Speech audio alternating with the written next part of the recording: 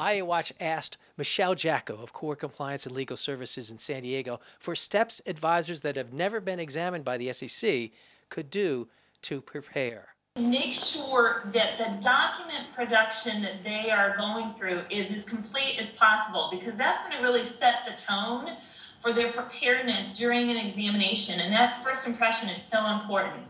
And then finally, prepare for the on-site.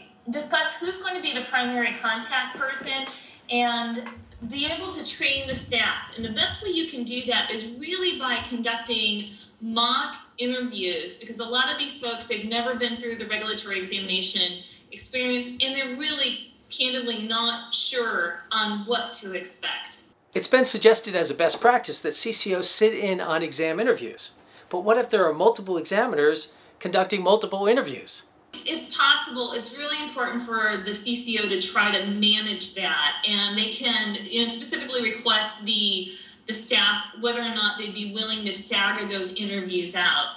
To the extent that that's simply not possible, the best thing to do is to really have another person from the compliance area present during the examination. And the primary reason why you want to have somebody present is twofold. Number one, to take notes of the specific areas that the commission is focusing on during the exam, because that'll give you an idea of where they're going with things.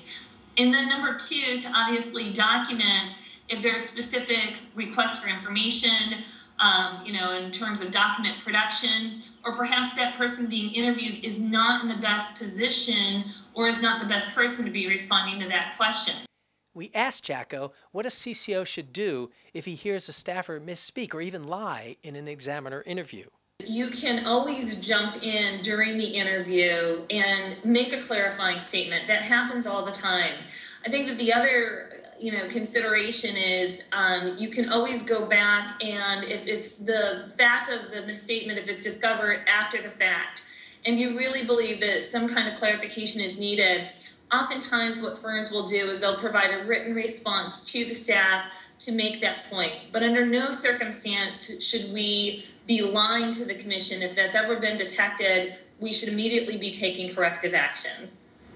In part 2, Jacko addresses mistakes CCOs make with document production. I'm IA Watch publisher, Carl Ayers.